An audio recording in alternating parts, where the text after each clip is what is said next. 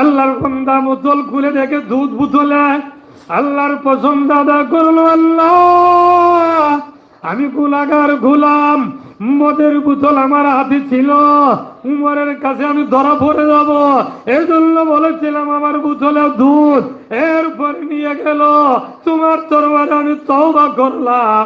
আয় আল্লাহ, মদের বোতলের মদকে তুমি আল্লাহ দুধ বানায়া উমরের শাস্তির থেকে আমারে তুমি আল্লাহ বাঁচাইয়া দিলাই। তোমার দরবারে কোন তওবা করলাম, আর জীবনে মদ খাইমু না। এখনো যদি এমন মদ খানেওয়ালা আল্লাহর কোন পাপী বান্দা, আল্লাহর কোন গুনাহগার গোলাম এমন তওবা করতে পারে, ১,৫০০ বছর আগে যে আল্লাহ ওই ব্যক্তিকে শাস্তির থেকে বাঁচাতে পারে, এখনের গুনাহগার এমন তওবা যদি করে আল্লাহ জাহান্নাম থেকে বাঁচাতে পারে না, পারে না।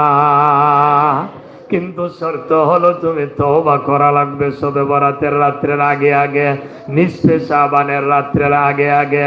আল্লাহ বলেছেন ওয়াবুদু রাব্বাকুম, বেশি বেশি তোমার মাবুদের গোলামি করো। বলেন সুবহানাল্লাহ। বেশি বেশি গোলামি করো।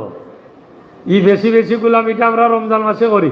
আলহামদুলিল্লাহ, রমজান মাসে মুসল্লির সংখ্যা বাড়ে না কমে? আলহামদুলিল্লাহ বলেন সকলে। রমজান মাসে মুসল্লিদের সংখ্যা বাড়ে।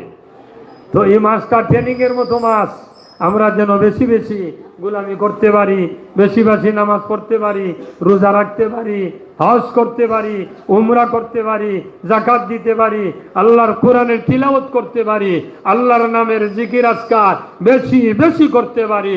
আল্লাহ যেন আমাদেরকে এমন আমল করার আল্লাহ তৌফিক দান করেন। বলেন আমিন ইয়া রাব্বাল আলামিন।